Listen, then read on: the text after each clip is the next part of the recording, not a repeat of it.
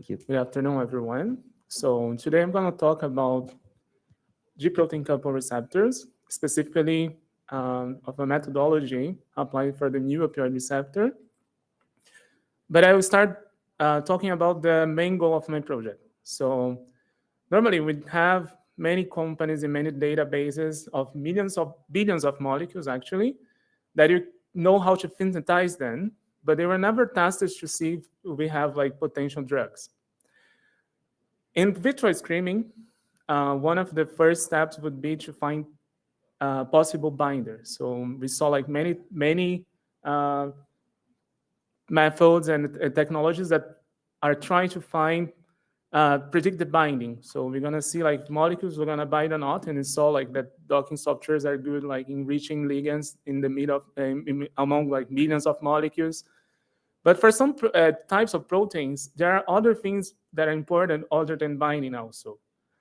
And this is the case of GPCR. So for GPCRs, we have different types of ligands, and knowing the function help us to find molecules of interest, not only like knowing the bind, but also what would be their role in the receptor, okay? So opioid receptors, they are the main target for drugs that are analgesics in the sense of similar to morphine. So we have different types of opioid receptor, but mu is the primary target for morphine and other opioids. And even though we have many drugs approved in the market for this receptor specifically, we still need like find other safer drugs, principally because of side effects and also the addiction, other problems with the drugs we already have. Just to explain you more or less how is the mechanism of activation of the GPCR, and we see that it's a thing that mechanism that is totally dependent on the dynamics of the receptor. So you're gonna have an active conformation of the receptor, and after the ligand binding, this ligand, if it is an agonist, so that will increase the response, so we will activate the receptor, it will stabilize one of the active forms of the receptor. And in the other hand, you have other ligands that are not that good in activating, so they can activate, but they are partial agonists. And you have the antagonists that won't change the basal activity, or some of them that will actually stabilize the inactive form of the receptor, and this will lead to the response. But this is it's a dynamic problem, because you see like we have large movements in different from the active to the inactive state, so we have loops moving, and this in our hypothesis is that like we can use normal mode analysis, that is a way methodology to study the dynamics of the protein using a potential that is very similar to molecular dynamics. But here we have an advantage that we can do this coarse grain. So we are going to approximate our protein as an elastic network where each position in the protein is a node. And we're going to calculate the normals. There are these movements of same frequency and same amplitude that allows us to determine any single conformation that the protein can assume, and it in a very low computational cost. And from the normal modes, we can calculate the dynamical signature. That will be a vector that will show us for each position, what is the flexibility of that residue.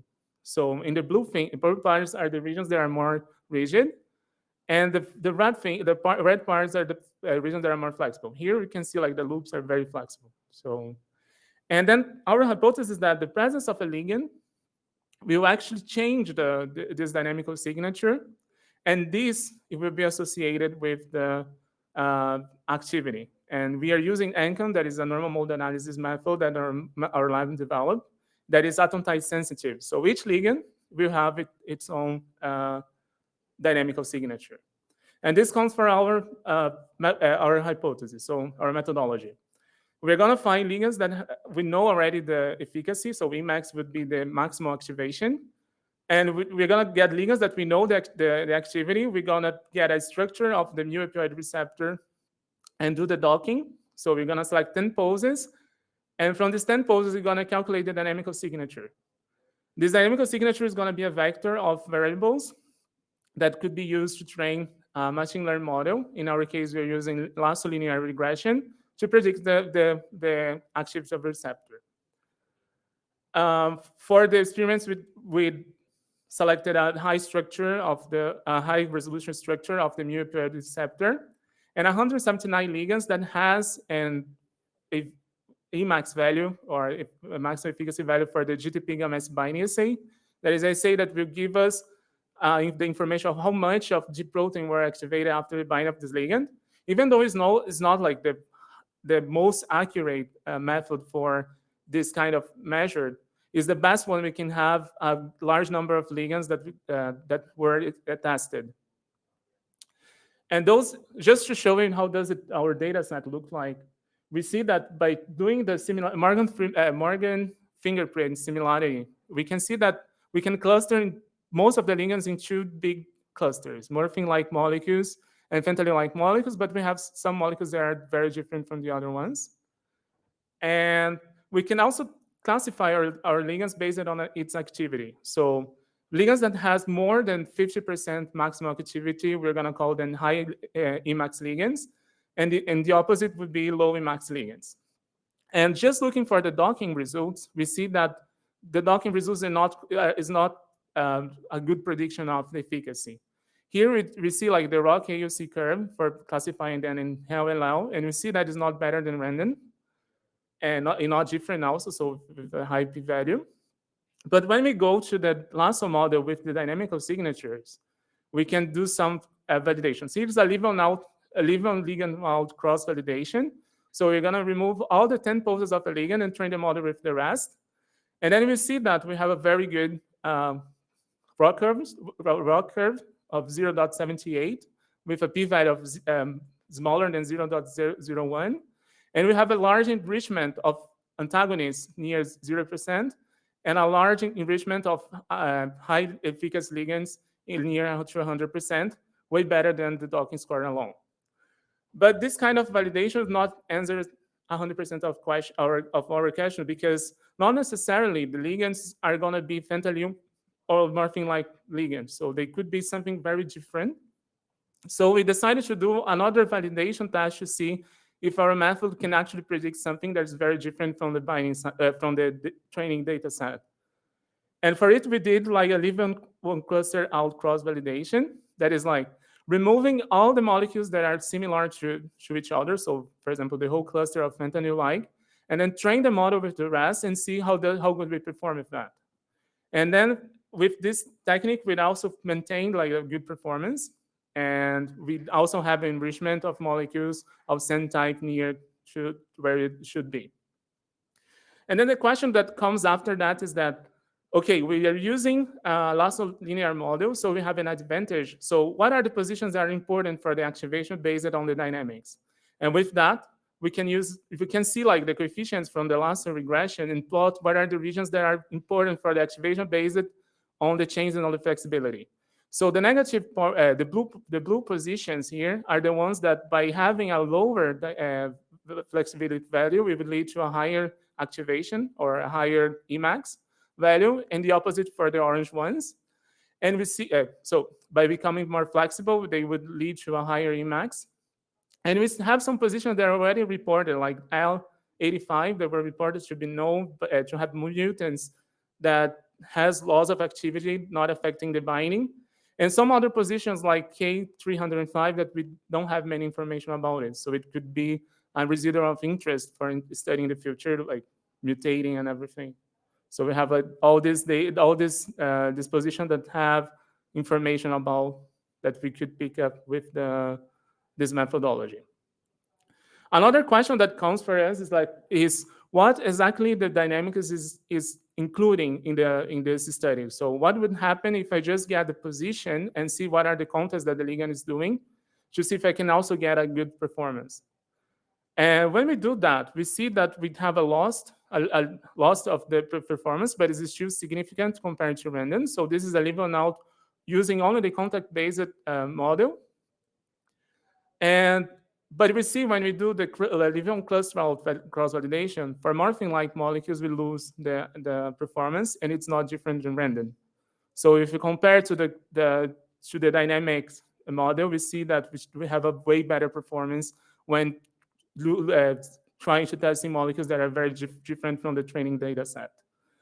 But from this data, we can also see the coefficients, and you see that all of them are different from a context point of view, except for one position that is K035. And then we went to see, like, in the docking results, what is happening in this position.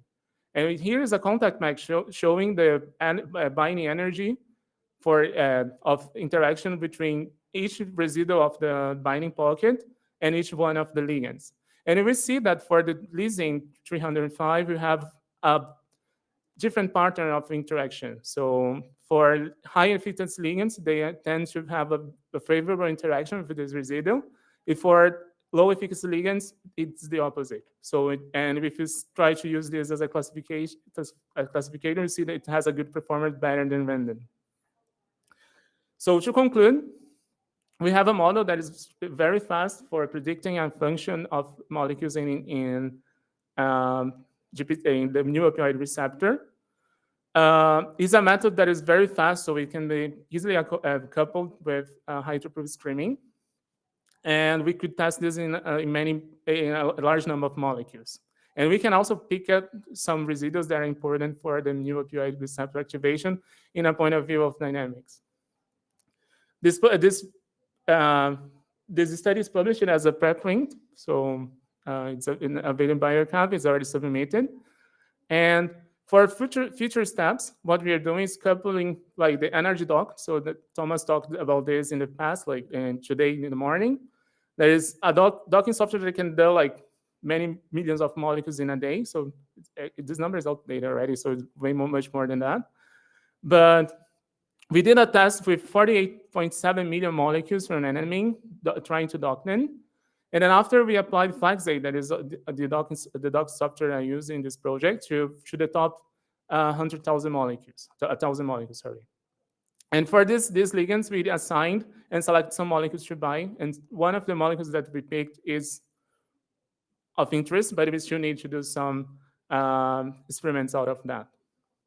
So I would like to thank you for your attention. And if you want to see, like, more about our lab, this is our GitHub.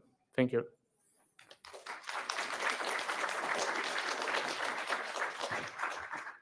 Thank you very much, Gabriel. We have time for a few questions. So you said you used the coarse grain model, and there are a bunch of different models out there. So did you use one of the models that are published, or you parameterized your own model? I didn't understand, sorry, the question. The coarse grain model? Oh, it's a normal mode analysis. So the same person that developed the molecular dynamics, he also won the Nobel Prize because of normal mode analysis, something that is already well established. But there is many different potentials that we can choose. And in the past, our lab made Encon, it's also it's published already. There's a normal mode analysis method that takes into account the pairwise interactions between the residues. And in our case, we decided to work with this method because the ligands, they would be considered as a mass in the network. And it's interesting, and we can see the differences in the normal modes because they will do different pairwise interactions. So Encon is something that is already published in 2019. So we can actually earlier than that, like 2015, so you can check it online.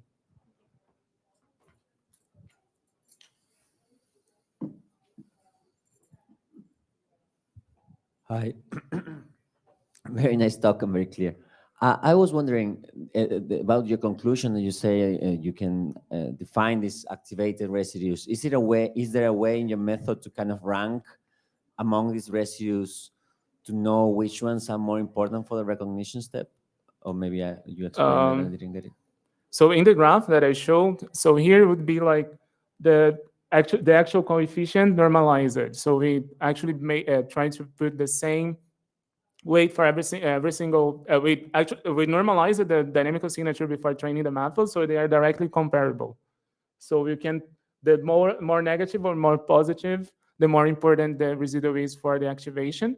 But something you need to take into account is that the lasso linear regression, what it does is it's gonna take, if a whole region is important, it's gonna get the result that is more important in that region. So not necessarily the things that are around that position are not important. Maybe they are, but since we have a limitation in the variables and in how the coefficients can vary, you're gonna picking up the most important one for each region. So maybe the whole region is important, but you're picking up the things that are actually more important than the ultimate importance.